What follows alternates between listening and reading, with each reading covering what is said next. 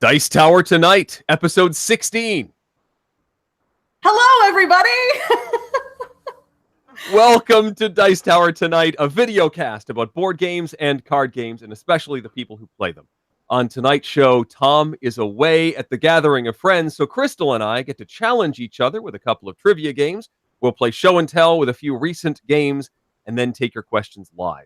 I'm Eric Summerer, and joining me now, the Melanie to my Mr. Frump and the Iron Lung, Crystal Pisano. Oh, that is so perfect. And I know that not many people will get the reference. Yeah, but we had to do it. Well, see, because Tom is away, and so we have to geek out just a little bit. But first, welcome everybody to Dice Tower Tonight. I'm Eric. Here's Crystal, and yeah, Tom's not here, so we've taken control. We have.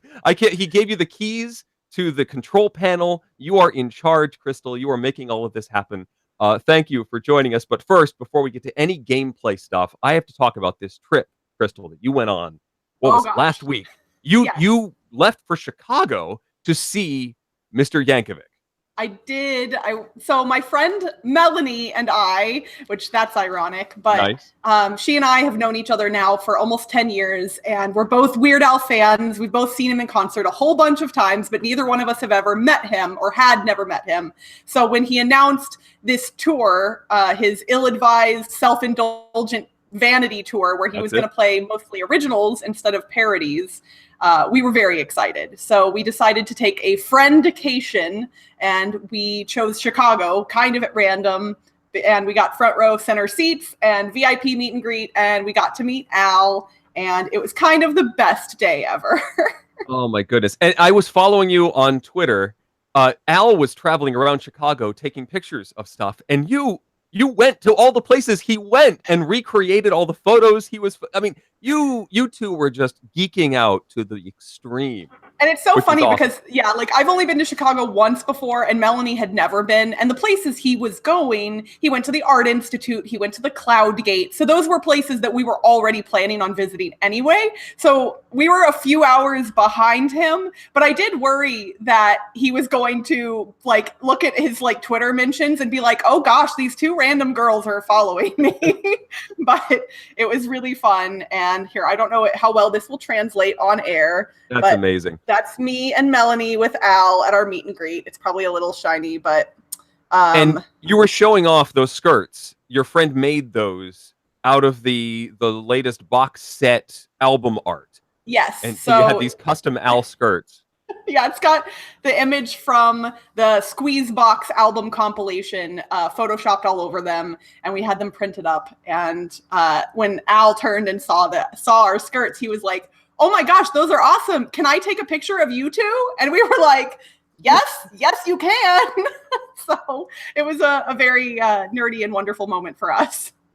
Well, I got to see Al's tour. I think it was the second day of his tour. He was in upstate New York, in Tarrytown, New York. And the big, amazing moment for me was when he played Mr. Frump and the Iron Lung, which is one of the songs from his first album that uses the air intake valve from his accordion to create this sound effect. And I had never seen that done before. And it's such a silly little geek out moment, but I was just agape seeing this actually happen in person. Something I'd never seen before him do. The concert, if you can still get tickets, which I know are really tough to get at this point, go see this tour, because it really was. It was so good. I guess he's not drawing from every single one of his original songs, but it sounds like, based on the set lists I've seen online, he's drawing from a list of about 50 of his songs and doing, 15-ish songs per show. Mm-hmm. So he's doing some of the songs at multiple concerts, but each set list is different. And he did do Mr. Frump and the Iron Lung at my show as well. And oh gosh, it was way better than I expected it to be amusing, but holy moly, was it fun. Yeah. Well, I guess I'm not quite as geeky. I saw a concert this weekend as well. I saw Straight No Chaser. This is the a cappella group, 9 guys, originally from Indiana University, I think. And I think they've been around for like 10 years now. Really fun group of guys. Nice sense of humor. Big video screen with effects and stuff in the back, video clips and stuff. Not quite as silly as Al, but a very entertaining concert. We brought the kids for the first time, and they really enjoyed it. Oh, that's So, awesome. so if you have a chance to see them, I highly recommend them as well.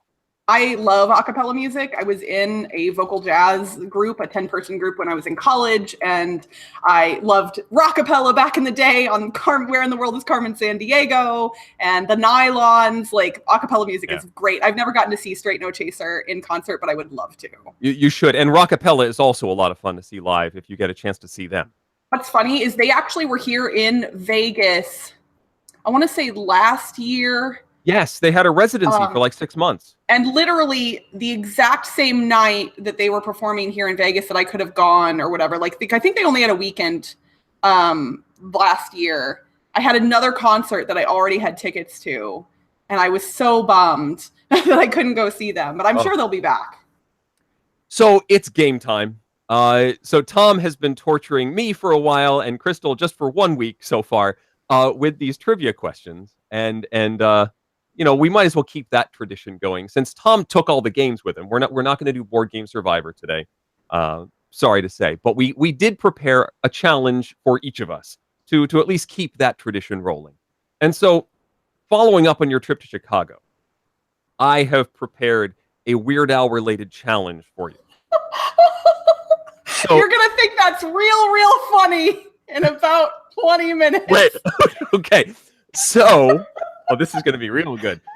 So we know that like Weird Al made history a couple years ago with his most recent full album, Mandatory Fun, was the first comedy album to hit #1 on the Billboard charts on its debut since like Alan Sherman. It was a huge deal. Right before that happened, Billboard produced a list of the top ranked singles for Mr. Yankovic. And I'm hoping you can guess as many of them as possible. So these were appearances on the Billboard Top 100 of single songs. Okay. And they're ranked like, so it's possible that something hit a lower number but stayed there longer, so it's higher up on the list. Okay. But it's basically the farthest up the list for the longest. Farthest up the list for the longest. Okay. You get 10 guesses, and let's see how many of the top 10 you can get. Okay. I'm going to have to keep track of how many guesses I have. All right. Well, I mean... Wait, so this is prior to Mandatory Fun? Prior to Mandatory Fun. Okay, so nothing from Mandatory Fun. Yep, okay, so that was before 2014. Yeah. So my first guess will be Eat It. Eat It is definitely on the list. It's #2. It peaked at #12 on the list. Okay. The only thing that I could think would be higher than Eat It would be White and Nerdy. Very good. That's #1. Okay. Yeah, I mean, that one was a big deal, and Chameleonaire was really excited about it, so it got a lot of... Yeah, I actually didn't think that was going to be as high as it was on the list, so you're already ahead of where I was. Okay. The Michael Jackson stuff always tended to be popular, but it's a matter of which ones. Ooh, actually, we're going to go with the Madonna route. I'm going to say Like a Surgeon. You're on fire, Crystal. That's #3. It peaked at #57 on the list. It up. At a certain point, everything is going to go to at this point. You've got to go all out. You got to get them all right. Okay. I'm trying to think of which ones have kind of like the most longevity over the years. And Mr. Frump and the Iron Lung, while an awesome song, definitely not on the Billboard lists. No. His first big one from Dr. Demento, well, the first two big ones were My Bologna and another one, Rides the Bus, but I don't know if either one of those charted on Billboard. I'll say My Bologna. My Bologna is not on the list. Okay. There's your first miss. Okay. What about Smells Like Nirvana? Smells Like Nirvana is an excellent guess, and it's #5. It peaked at #35 on the list. Okay. So now let's go with the once controversial, but no longer, Amish Paradise for #6. Again, you're on fire. That's #4. It peaked at #53, but it was there longer, so it's higher up on the list. Tiny aside, I have a friend here in Vegas, actually same friend, Melanie, the Weird Al fan, worked on a movie here in Vegas with Coolio and actually went up to him and asked him about the whole drama. Wow. And he literally was like, No. Like, Al and I are cool now. Everything's fine. My friend got it from Coolio's mouth. Everything is good now. Good. I feel better now. That's good. Yeah, right? You have 4 more guesses to go. Okay, so if my Bologna wasn't, then Another One Rides the Bus probably isn't as well. Ooh, I wonder if any of the polka medleys. I know there's one of them. Oh, because the Polka Power album did poorly. But did any of the polka medleys make it onto the list? Honestly, it's hard to remember the names of the polka medleys. So maybe I shouldn't go that route. Let's see. How about... What's the Eminem one? It's not, is it called Trash Day or it's, no. Arrgh. What's interesting is I'm having to limit myself right now because you don't want to give away stuff. There might be stuff that is relevant to the game you're playing later. Tom's never going to let us do this again. He's literally never. We're going to play 2 Weird Al themed trivia games tonight, and we're fired officially. I mean, I know I don't make any money off this, but we're fired. You know what, though? He's not watching right now. He's busy playing games somewhere. Right. He's not watching. He's definitely not going to watch the VOD of this later. Why would he watch? Okay, anyway. He's a busy guy. Tom's very important and has busy things. So this is just me stalling for time. Just go for it. Go with your gut. I don't know what my gut is, honestly. I'm kind of at a loss. I'm trying to think of some of the bigger, older ones, and I'm struggling. Some of the stuff that went kind of viral because of music videos in the early 2000s could have, I guess. What about Trapped in the Closet? Or Trapped in the Drive-Thru. Trapped in the Closet is the original song. Trapped in the Drive-Thru is not on the list. Okay, no. I didn't think it probably would be. How about a complicated song? A good guess, but also not on the list. Yeah, I'm just kind of burning through some early 2000s ones that I feel like could have. You've got 2 more. Oh, what about The Saga Begins? Saga Begins is a great one, and the chat has been throwing that everywhere, but no, that's not on the list. Well, darn it, I'm not cheating, so I should. You only get 1 more. Oh, okay, one more. Well, then, if we only have 1 more, let's go for another Star Wars one, and let's say Yoda. Ooh, a great one, but also not on the list. Okay. So you end up with a batting average of 500. I'm okay with that. I didn't ever go back to Michael Jackson, which was probably a mistake. You didn't, and that's where I was trying to lead you. Fat was number 9 on the list. It actually peaked at number 99. Okay. Number 10 was Canadian Idiot. Oh, and I love that one. That peaked at 82. I Lost on Jeopardy was number 8. That peaked at number 81. King of Suede was number 7. I was literally never going to get that. That one surprised me. That peaked at number 72. And the number 6 was Ricky. Oh. It peaked at number 3. Okay. So you did incredibly well for the top, but where I would also have gotten muddled was those last 5.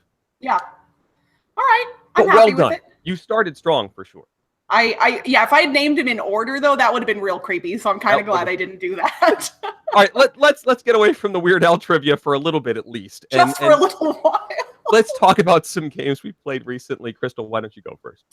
So you know what? We're going to stay with the weird for a little bit, but it's just not going to be Weird Al. I recently acquired a copy of a game on eBay that I had been wanting for quite some time. Any of you in the chat who were fans of the now ended Flip the Table podcast have probably heard of a little game called the McDonald's game. It is from 1975. It is a Milton Bradley game. And oh gosh, the box integrity is not great because it is from 1975, but I will show it because it's right here. Look at that 70s goodness. It's old. And I finally got it, and I have now played it, and my friends had a lot of fun with it, as did I. Basically, in the McDonald's game, it is a roll and move game. Surprise!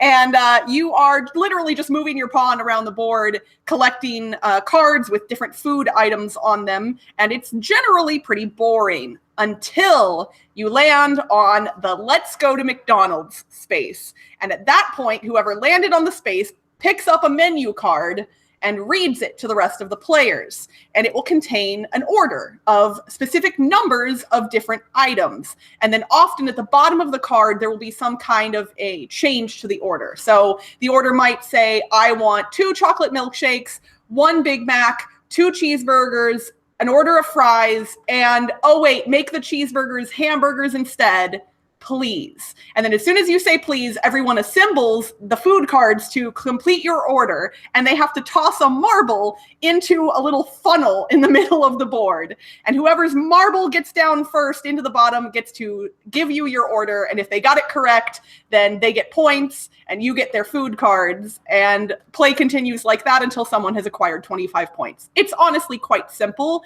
but for a game from 1975, there's a lot of fun to be had there. It's hard to find copies of the game now, which is why I was so excited. I got one on eBay, and I will tell you what, though, best marketing tool ever, because all of us were literally at the end of the game like, man, I kind of want McDonald's now.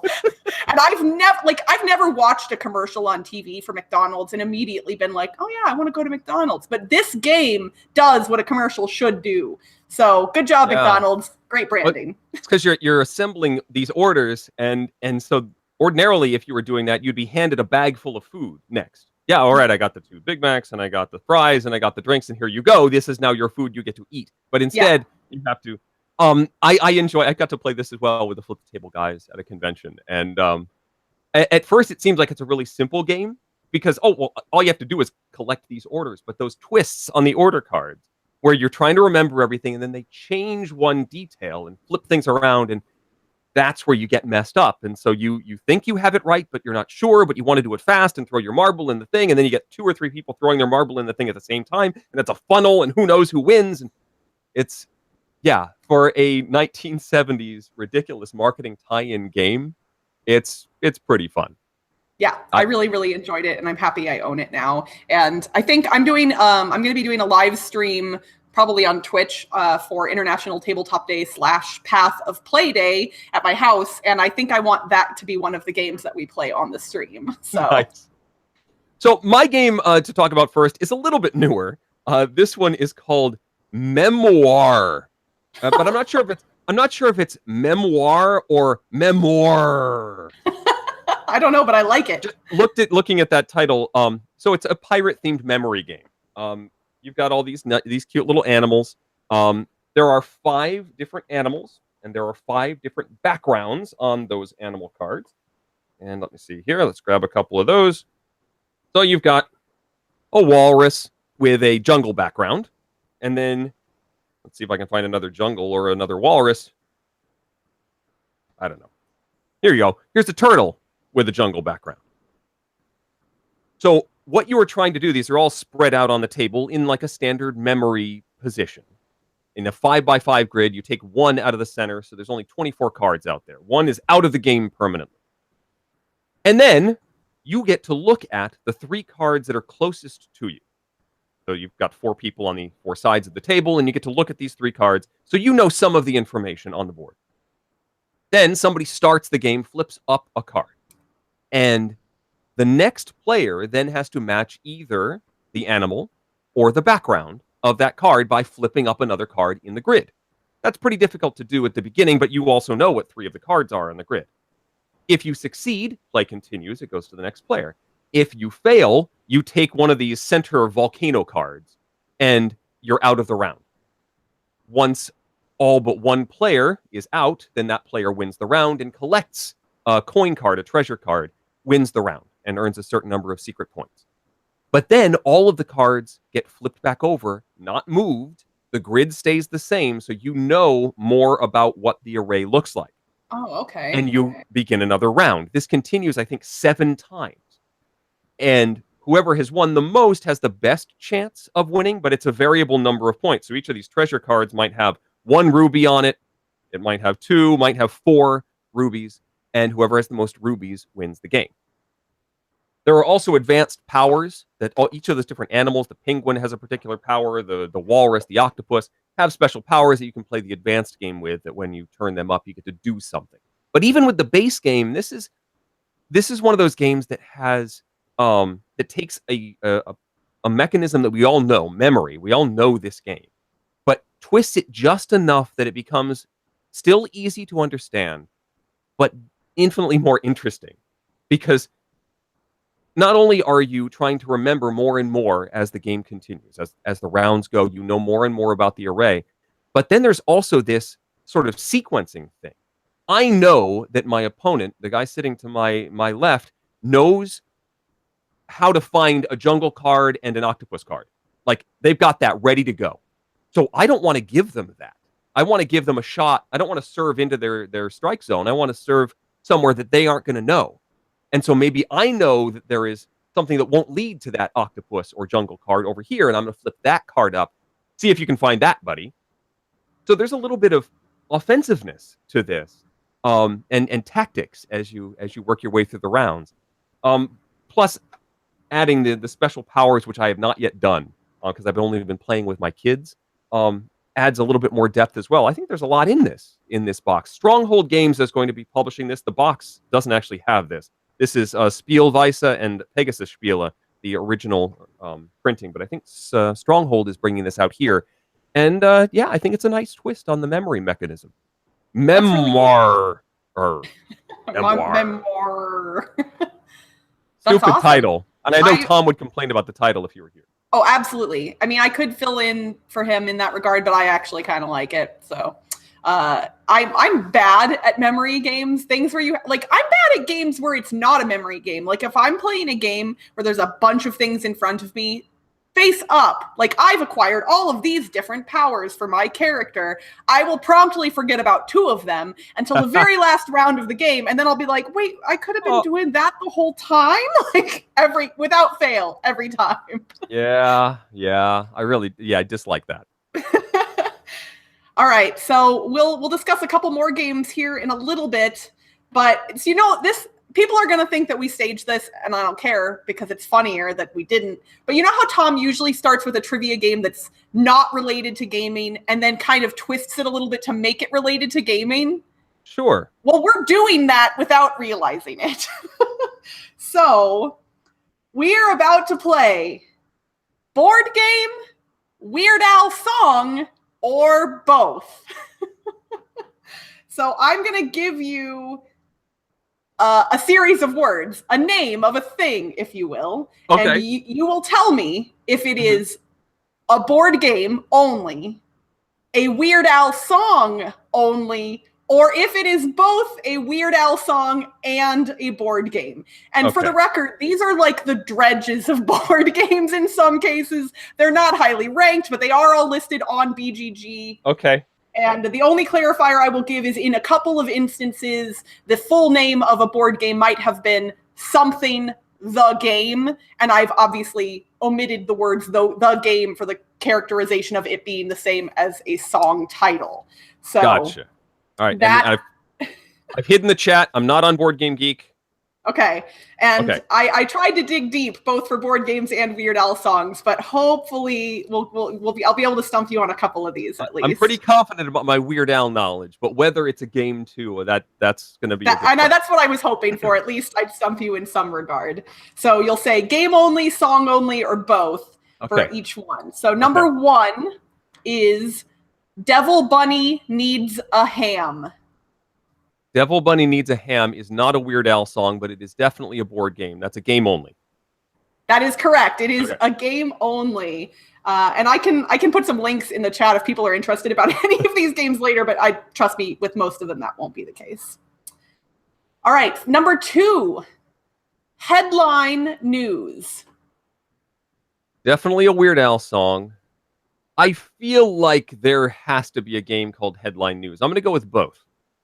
It is a Weird Al song only. There is no board game called Headline News. Okay. All right, so you're 1 for 2. Number 3. This one will be... we'll see. This one might be obvious. Twister. Yes, Twister is both. It is, yes, it is both. In fact, the song from the 1998 Even Worse album is in the style of the Beastie Boys and based on a TV commercial for the board game. So that one I had to throw in, even though it was pretty obvious. Twister from MB. Yes. All right, number 4, Dog Eat Dog. Dog Eat Dog is definitely a Weird Al song. That's too good a title to not be a game. I got to go with both again. And you are correct. Okay. So you are now 3 for 4. Okay. I got it. I'm going for beating the 500. That's my goal here. Okay. If I can get just 6 right, then I know I've done something. Yes. That's my alternate victory condition. You were doing great. All right. Number 5, Fun Zone. Oh, boy. Well, Fun Zone is the Stanley Spadowski's Clubhouse theme song. It was also the theme song of my college novelty radio show. So it's definitely a Weird Al song. I knew you'd be good at this. But I don't think it's a board game. I think that is a Weird Al song only. Ding, ding, ding, ding. Okay. You are correct. So you have 4 out of 5. You're doing great. You're on your way to an A, sir. All right. Number 6. Let the pun fit the crime. Ooh, we're going deep cuts now because Let the Pun Fit the Crime is from an animated show that he was on. But is it a game? I mean, it could be a party game.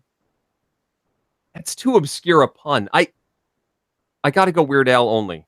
Dang, see, and I thought this one would be deep enough that I might be able to slip it past you, but you are correct. It is a song only. You know I got the boxed set, and so I have medium rarities and have listened to that song several times. Okay. See, and I did not buy the box set, and I'm regretting it. I did. It was a ridiculously expensive boxed set to buy a bunch of albums I already own just to get that one disc so I could hear Let the Pun Fit the Crime. Right. Anyway. All right. So you are now 5, 4, 6. And number 7 is Alligator. All right. I think Alligator is not a song I think he has written. So I'm going to go with game only. It is both. Urgh. So it is from the 1988 album Peter and the Wolf. There are a lot of songs on that album that Weird Al did. I know this one, I had to dig deep. I had to. There's a lot of songs on that album that are like animal names. And like there's, I think there's Snails one and some other stuff. And I only pulled one from that album because I figured that would be a little bit too mean.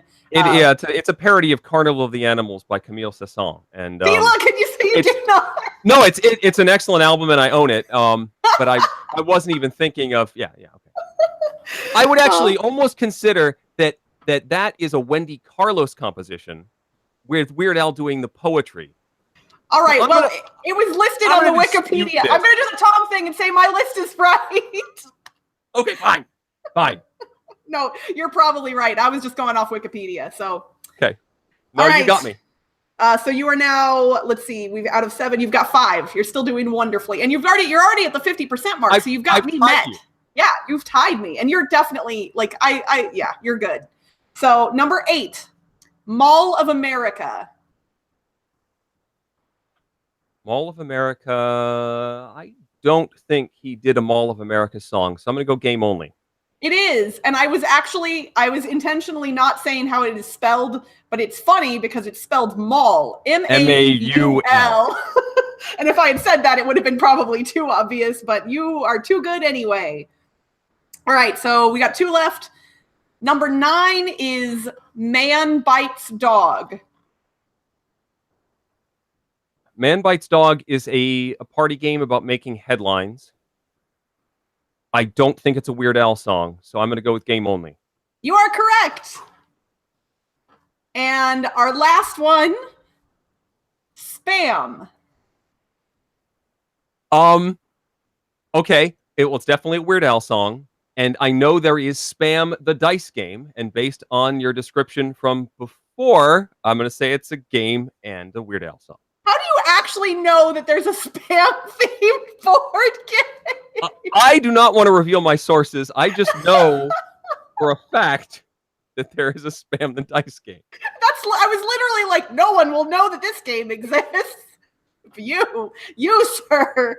All right, so you are 8 for 10, I believe. All right. That's awesome. And I cannot. You know what this proves? This is a better performance I've had on any of these trivia games. It just means that Tom freaks me out. So that's... Yeah, or we should have more Weird Al themed trivia games. That would do it too. Oh, so hopefully the chat is still with us and not... I haven't checked. They seem to be enjoying it thus far. So good. Hopefully everybody's liking it. King Fat 44, it does come in a Spam tin. That's exactly... Oh, yeah, definitely. Somebody said didn't spam come up at the last Dice Tower tonight? I don't remember. Did we talk about spam? I don't know. If it did, I blocked it out. Oh, and yes, Michael Klosser, this does prove that we are both, in fact, white and nerdy. It is very true. Accurate. Yes. All right, well, Eric, I would like to hear about another game that you've played recently. That is an excellent idea. All right. So I went to ConCon recently, and this is our local convention in Stamford, Connecticut. I love it, have been going for some time. And one of the concepts they have at this con and many cons, especially these small cons around the country, is play to win, where you play a game and try it out and put your name in a hat, and then they raffle off those games at the end of the day. And so I got a chance to try out Rollers Deluxe. This is a game from USAopoly. Where's their little logo? It's not somewhere on here. It's on the back. USAopoly in the very corner there. It's not great branding. No, it isn't. They just wanted to make it look really big and flashy. Rollers Deluxe is it's a dice game. Very simple. It looked pretty light when I first gave a look at it, but I was looking at it as maybe a family game to play with my parents and at family game days, stuff like that. And it actually, spoiler alert, works pretty well for that.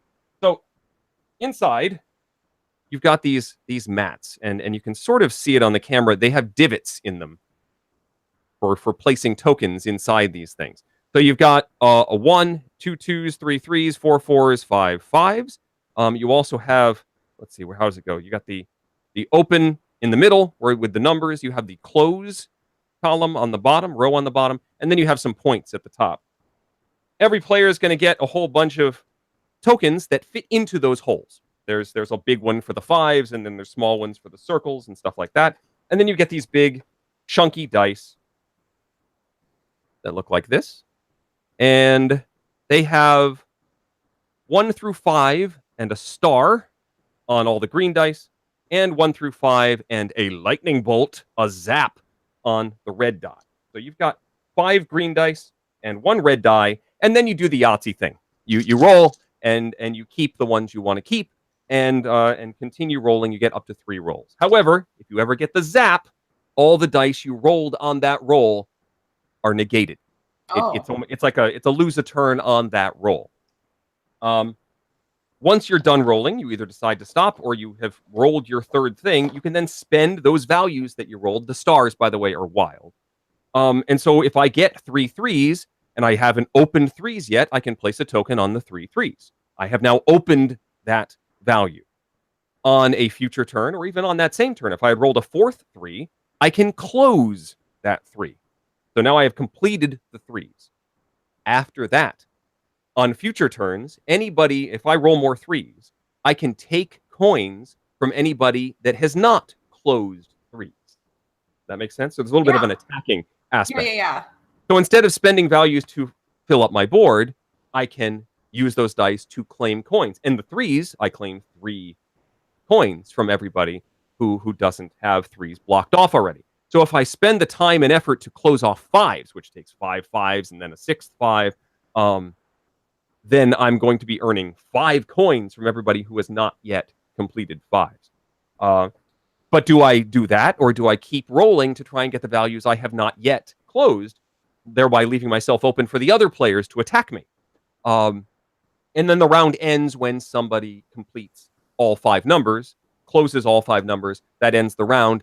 Then you get 1 point if you have the most coins, and you get 1 point if you're the one that closes off all 5 numbers. And you continue until somebody gets 5 points. You play several rounds. I mean, this is another one where the mechanism is pretty simple. Getting that zap is a little annoying if it happens a lot. You can get hosed with the dice. We played this only as a 2-player just to try it out at the convention. It doesn't work terribly well as a 2-player because both players tend to escalate evenly.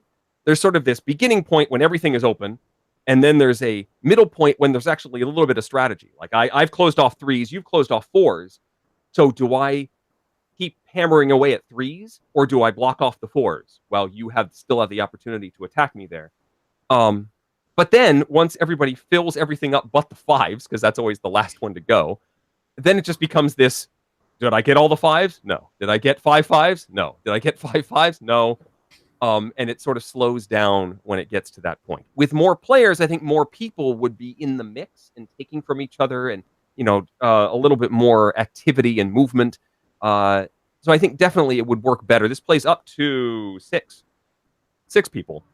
Far more fun that way, I think. 2, not so good. But I got to give them props for the production is really nice. Components are cool. Rules are simple. It's only dice look awesome. The dice are cool. I think it's for a very, very light family weight game. I think this works, and I think the kids will enjoy it too when I finally convince them to play it. That's Rollers Deluxe from USAopoly. It's so funny because there's a bunch of older games that all have like names like that too. Like all of those kind of Yahtzee style but bigger box games or whatever, like they all have roll or rollers or whatever else in them. And I feel like we could be more creative with the names, USAopoly. It's like they're trying to do a Yahtzee. They want something like, let's play rollers. Like what Roll For It is one that my family adores. They're constantly asking to play it. I've had my aunts ask for it for Christmas presents. And I mean, that's a super boring title. It's a great game, but it's not a very interesting title. Right. And this falls into that category. It's going for that light, can play it with anybody sort of weight game. And yeah, and I guess that makes sense. Like if you're someone who's not into the hobby and you're at a store and Yahtzee and you see that, it looks familiar without actually being familiar. So that makes sense. It drew me in. I mean, I knew pretty much what I was getting when I opened the box. Okay. Yeah. Well, I recently got to play a game that came out last year and made a little bit of a splash, and then I'm not sure how much longevity it's going to have, but I'm kind of happy that it still seems to have some, and that is Drop Mix. And even before it released, I had seen stuff about it on Twitter, and I saw it was by Harmonix, and I was a big fan of Rock Band for quite some time, and Guitar Hero before that, which is a different company. Or maybe I have them reversed, possibly. I don't remember. But regardless, I liked both games. Played a lot of Guitar Hero in college, back when it was very, very brand new, just the original Guitar Hero. But Drop Mix is a game where, I said, I apologize, I don't own it, so I don't have it to show off. But you have a board that is an electronic board that has spaces for 5 card-shaped spaces on it. And then a little an area to prop up a device, either a phone or a tablet, to use as kind of the control screen for the game itself. And there are 3 different modes of play. There's competitive, cooperative, and party mode. And all of the cards in Drop Mix are NFC-enabled cards. So when you place the cards onto one of the spots on the board reads what card that is. It knows what it is. You can place an entire deck onto a spot on the board, and it knows exactly what's in that deck. It is incredibly smart in that regard, and the cards are nice-looking and sturdy. So they're really wonderful. I played the cooperative version of the game where all of the players start with a small deck of cards and you draw cards from it, and then the game will ask for specific types of cards. All of the cards contain parts of a song. So either the drums from a Beastie Boys song, or the vocals from a Taylor Swift song, or whatever else. And it's across multiple genres, multiple decades, like a lot of the biggest hits from even as far back, I think, as the 70s. I don't know if it goes back earlier than that. So you're basically being a DJ on like with just cards. It's so odd and so fun, but you build a track individually based on individual pieces of a song, and the device plays whatever you're mixing in real time. So when you change the vocals from Call Me Maybe to Jump Around or whatever, it immediately changes the entire composition of the song to match what you've done. And how they got all of those songs to mix in the ways that they did is a little bit baffling to me. Like I said, I did not play the competitive version of the game where you're actually playing against one another. There's a freestyle mode where you can kind of just play with the cards, make mixes and whatnot. I had a lot of fun with it, but I'm still hesitant on whether I need to own it or not, only because I think the most fun part of this is hearing the cool music that you're mixing. And even during the cooperative mode of the game, when the screen asks you for a level 2 blue card, which, is whatever, we still had to kind of converse with one another to figure out who had it, who was going to play it, because you get error messages if multiple people play a required card at the same time. So you have to talk to one another. So I wasn't able to really listen to the music we were making as we were making it as much as I would have liked to. The freestyle mode, if I was playing by myself, that would be awesome, but I feel like that's kind of not the point. And the game retails for $100. I know you can find it online. I think on Amazon it's like $60-ish most of the time nowadays, but even so, like that's still kind of pricey. And then they have other card packs you can buy on top of that. Those are like start at like $15 a piece. And if I got this game, I would want all of the stuff. And that's a large investment that I don't know that I'm willing to make. But I did have a lot of fun playing it. And if you're somebody who kind of likes mixing music or hearing like remixes of music, I think it's definitely something to look into. Eric, I know you've talked about this on the show before, I believe. You like drop mix, right? If I remember correctly. Yeah, I got a chance to play this with a few folks at PAX Unplugged a few months ago, and we played the co-op version because I wanted to try that one, and we also did a partnership of the competitive with 4 players, 2 on each side, and I enjoyed it. It is the game isn't that deep. No, definitely not. The co-op one I think I found a little more interesting, but the tech is so cool, and I totally agree, because the real draw is how they managed to mix all this stuff together, and how they managed to get these songs to mesh, and how they sound when they're all done. You can play back after you've done a round or something. You can play back what you created, which is pretty cool.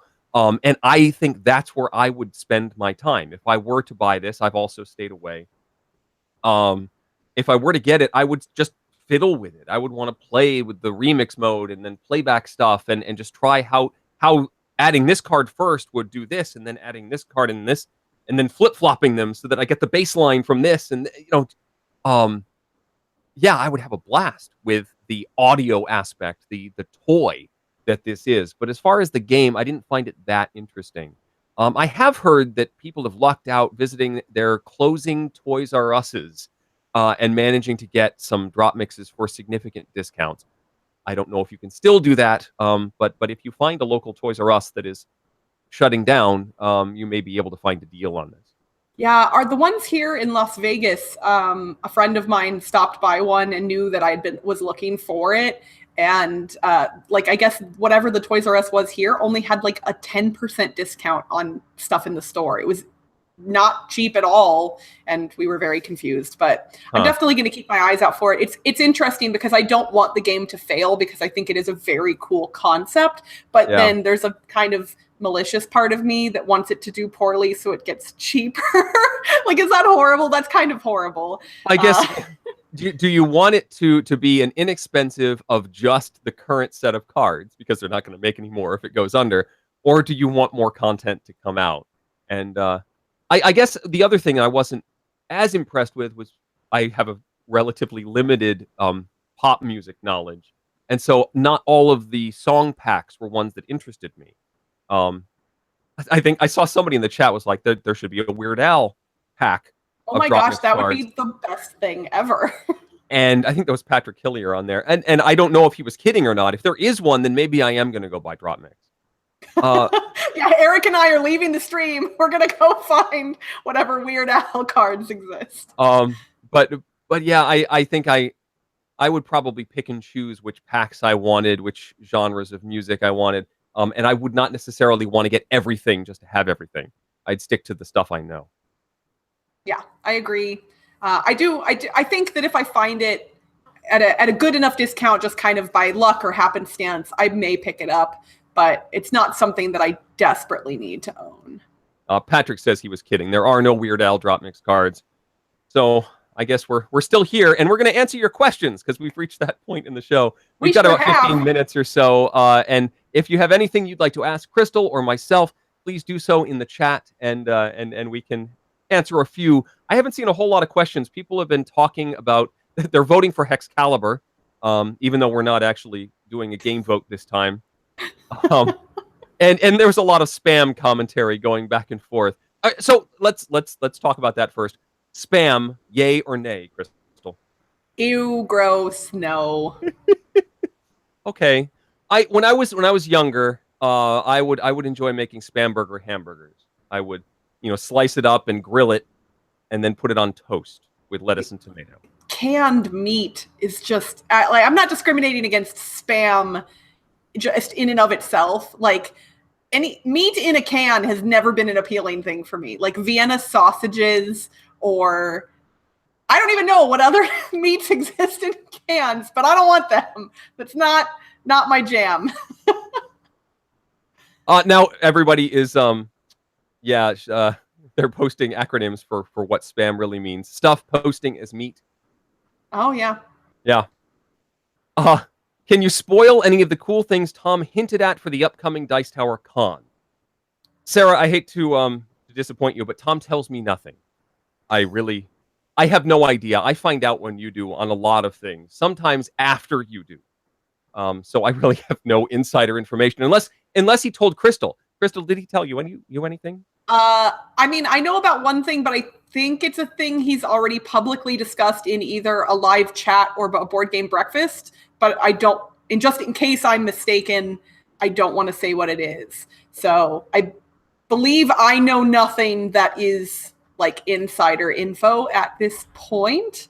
I know there's been a lot of publicly announced events, and I am very excited to help out with some of that stuff, but I don't even know for sure what I'm doing. I'm not even an employee of the Dice Tower, and you all think I have inside info. Pshaw. I know Tom was talking about doing the live action magical athlete. Yes, that's the one that I knew about too, and I thought he had discussed that. So. He talked about it here, I think 2 weeks ago here, and he talked about it on the podcast last week as well. But yeah, he's going to get like full-size people and dress them up in ridiculous outfits and hats and have them all, cheering, have the crowd cheering for them. I did tell Tom that if he wanted a little bit more gender diversity in the crew or in the players, that I'd be willing to step in. And it was funny because he hesitated, and then he was like, I kind of want them to beat up on each other. Yes. So he's like, so if you really want to, and I was like, maybe not. He was. I don't think they're really going to beat on each other. He was talking about foam swords and like pool noodles, but. You put foam swords in the right people's hands, it could still get interesting. Yes. So you are definitely going to be at Dice Tower Con. Yes, 100%. What are you most looking forward to about the convention? I'm looking forward to warm weather, because here, spring has not yet happened here. And it makes me, we had one day of spring on Saturday, and that was it. And now it's cold again, and I want to go to Florida is what I want to do. And so my thoughts are turning to Dice Tower Con right now. Yeah, the warm weather thing doesn't really do it for me, because, in the summertime here in Vegas, it's like 115 degrees. Yeah, the past couple days, it's been cooler here too, Eric, like in the 60s. Don't even try. Don't try. No, it's fine. No, I think This will be my second Dice Tower Con. This past summer was the first time I went. And it was funny because obviously Vegas and Florida are very far from one another. And I thought I was going to go last year and I'd have a lot of fun. And then I would maybe go back occasionally. You know, it wouldn't be an every year kind of thing because that's an expensive trip to make. The con is definitely reasonably priced, but plane tickets and all that jazz from this side of the country are tough. And then I went and it was kind of the best con ever. I've never had 5 days of board gaming go by so quickly and just be so enjoyable. And all the people are great. And especially since I've just been like, I'm kind of just now becoming somewhat known in the board game, like content creator sphere.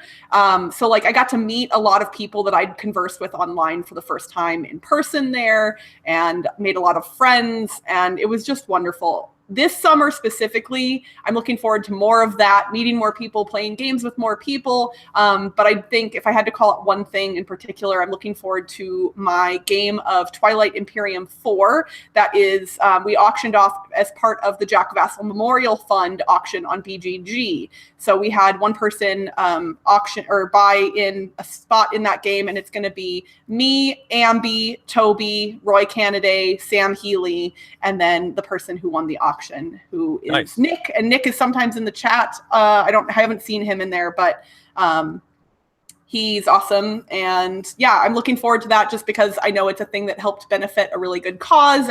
And it'll be my second time playing TI4 unless I play it again before then. So a few questions going by in the chat. Thomas wants to know our thoughts on Gloomhaven versus Seventh Continent. Have you played both of these, Crystal? So I own Gloomhaven and have not played it. And I do not own the Seventh Continent, and I have played it. Okay. So there's some logic for you. I'm looking forward to Gloomhaven, and I am one of the rare people who doesn't like punching out games. So it has literally been sitting unpunched. And if somebody wants to come punch it out for me, they should do that because I need to get it done at some point. But I am one of the apparently very rare people that did not like Seventh Continent at all. And it is the type of game that I expected me to love a lot. And I think that's partially because of playing it at its full 4-player count. That is the only way I played it. We played for 4 weeks, 1 day a week. Each session was about 4 or 5 hours, I want to say. So we played somewhere between 15 and 20 hours in that very, very first scenario. And we're not anywhere near finishing it at that point. And it was maddening. And I get that, like, I've been told the later scenarios are shorter, but I've also been told that some of them rely on knowledge that about the map that you've acquired from the previous scenarios. I don't know if we were doing stuff horribly wrong or my group just wasn't suited for that game. I feel like as a solo experience, it probably would have been very enjoyable for me. But as a 4-player experience, I really strongly disliked it. It was not fun. Yeah, I'm only 1 play in on Seventh Continent. We did basically getting off the first island. And that was sort of a demo at a convention. And then they said, okay, that's it. That's all we're going to do. So I know nothing else that happens in the game after that. And I did enjoy it.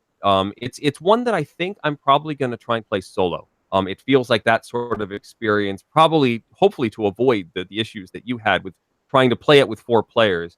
It might be something that my son drifts in and out of. And I've also played 1 round of Gloomhaven that was just a randomly generated scenario. I also own the game.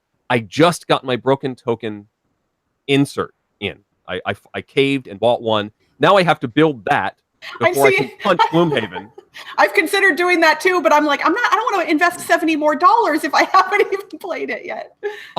What I was a little disappointed in my play of Gloomhaven because we did this randomly generated scenario, and what interests me about Gloomhaven is the character progression, the story, the evolution of your deck, the characters, the story aspect, the not quite legacy, the evolution of the whole thing. And so doing a randomly generated encounter that was just 3 rooms of just marching our way through the dungeon. It was okay. It wasn't necessarily cool. I mean, it wasn't necessarily bad. It just wasn't as engaging as I was hoping it would be. Okay. So I'm still in. I still want to experience all that stuff, but um I have not gone. I have not delved into the aspect of the game that is the reason I wanted the game. Right. So right now, Seventh Continent is ahead in my mind, but who knows? I see the brilliance of Seventh Continent. Like the ability, like the fact that that game exists impresses me greatly. Just the way the system works and how it all goes together and how it isn't, at least in my mind, functionally broken in any way, is kind of astounding. Like, it's so meticulous and crazy in how it all ties together. I just, like, for me, when we were playing, and I do not believe this is anything spoiler related, so I'll be gentle about how I speak about it in case anyone has not played it and wants to, but one of the core mechanics of the game is your deck are basically your resources for doing anything. You have to discard cards when you want to take actions, and if you ever run out of the deck, that is when you theoretically would die and have to start over. And there are ways to get cards back into your deck, and for us, it felt like we would find a way on the map to acquire new cards, to get more cards back into the deck. And so when we found a place like that, we would go there and kind of grind as much as possible to build the deck back up. And then we would wander out and then eventually get to a point where we're like, oh man, the deck is going to run out again. And we'd have to find another spot to stop and grind cards back into the deck. And playing 4 players, each player only was able to have 2 cards in their hand. So we couldn't even like build up each character to be really strong or good at anything. We were all a tiny bit good at some things. It just, it was not ideal. And at some point, I probably will borrow my friend's copy and maybe try and play it solo. But I was disappointed at how disappointed I was in it. I wanted to like it, but. Yeah. So another question coming up in the chat. Crystal, have you ever considered designing a game yourself? Yes, actually. That is a thing that I've definitely considered. I have a list in my phone, in my notes app, of all of the game design ideas that I have. Most of them are themes for games rather than mechanisms. And I don't care about talking about them publicly, because if somebody else were to do it, then that would be awesome too. Obviously, I'm not going to design all of them. But like, I want to design a Time Stories scenario that is based on the 1980s Zork computer games, the text-based games. I think that would make an amazing Time Stories scenario, and I want to do that. I would skip all the ones I haven't played yet and play that one. Okay. Okay. I wanted to design a Homestar Runner themed game, and now that's actually a thing. There's a Trogdor game. It's a co-op. So everybody, you missed, if you were watching last week, we didn't actually talk about it on the air because we geeked out about it so much before that Tom, I think, banned us from actually talking about it during the show. But yes, there is in development a Trogdor co-op game. It's a cooperative game of Burnination, and I cannot wait and want to play it. And I think Crystal agrees with me. And the thatch roof cottages! I could quote Homestar Runner for days. I spent a lot of time on that Flash-based website when it was in its heyday. And they still release stuff on YouTube and on Twitter nowadays. Like Strong Bad actually tweets on Twitter. If you all aren't following Strong Bad, you should do that. And they still post stuff on like April Fool's Day and on Halloween. Like not very often. It's not nearly as frequent as it used to be.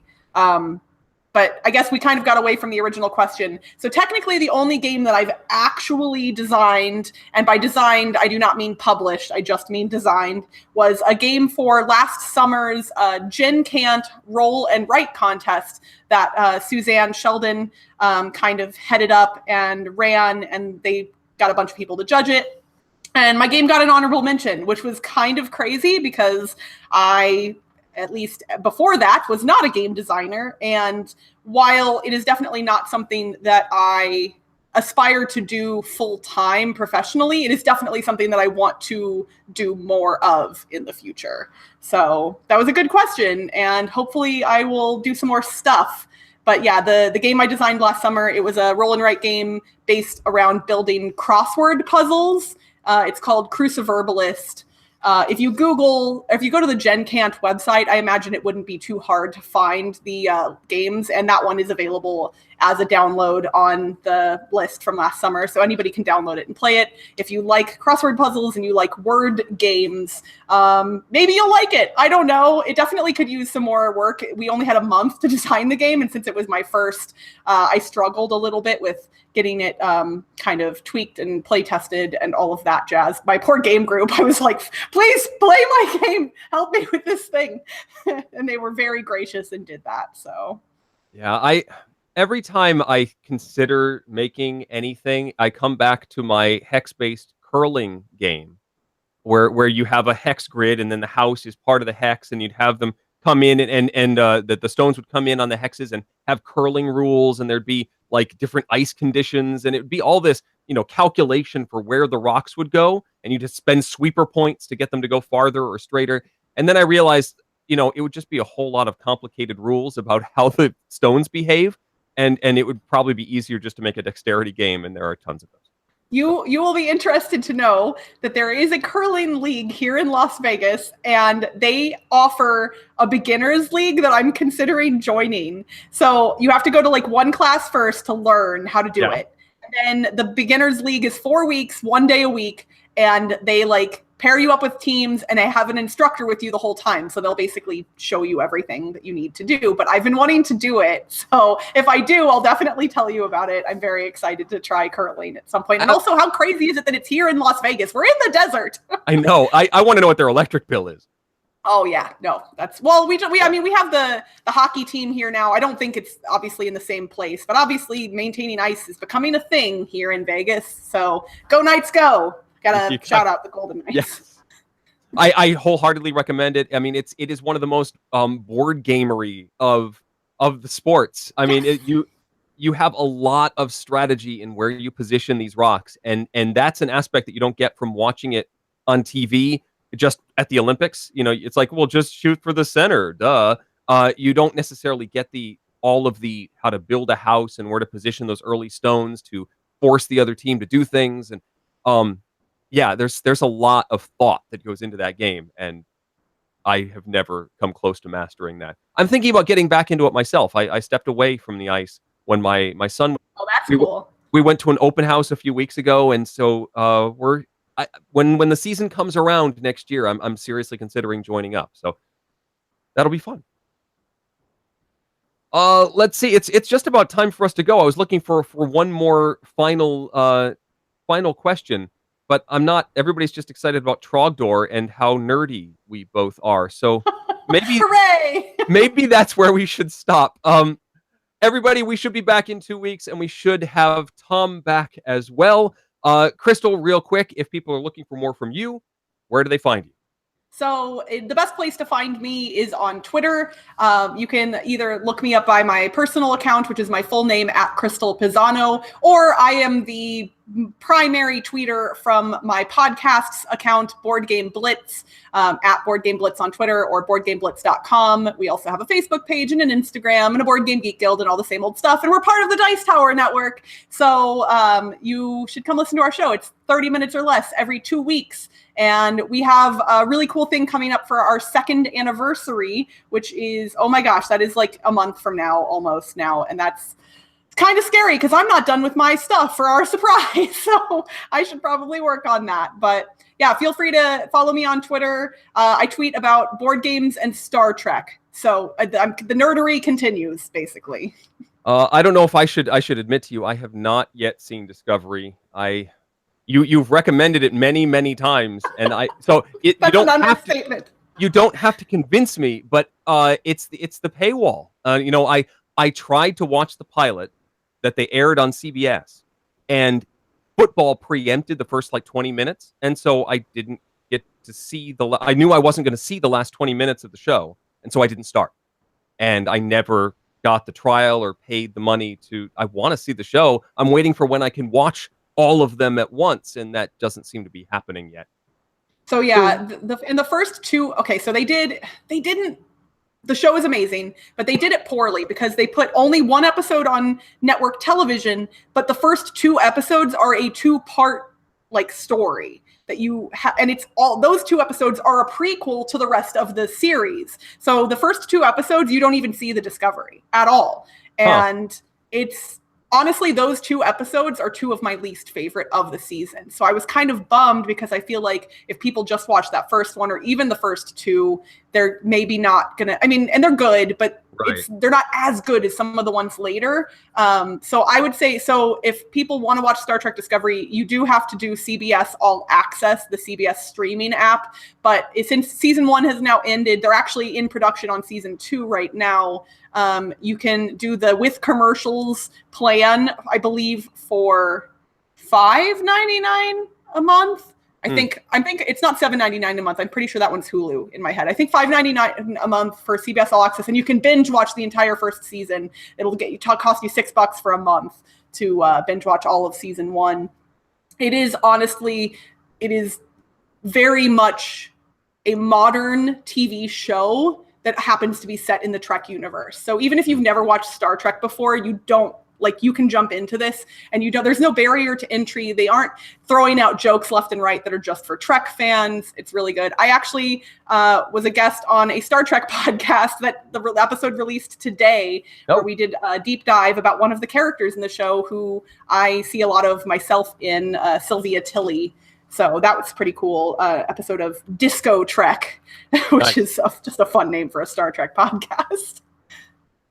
Well, before we venture off into more geekery, we should probably end it. So at this point, I need to say thanks for watching Dice Tower tonight. Promotional consideration has been provided by game publishers in the form of review copies of games. Tom, Crystal, and I will see you in 2 weeks for another installment. Our show is supported by viewers like you. Thank you. Dice Tower Tonight is produced by Tom, Crystal, and me with assistance from Derek Porter and Rob Searing. Grandma's Unfortunate Poison Ivy Incident brought to you by Elder Itch Horror. Timothy Pinkham composed our theme, and hosting is provided by Cool Stuff Inc., where you can find great games at great prices at coolstuffinc.com. Give us your feedback on the Dice Tower Guild at Board Game Geek on Facebook or Twitter, or by emailing us at dicetower@gmail.com. And don't forget to visit the other shows in the Dice Tower Network. Find something new at dicetowernetwork.com. Until next time, from all of us at the Dice Tower, have fun gaming. All right, I'm going to click the stop broadcast button. Bye.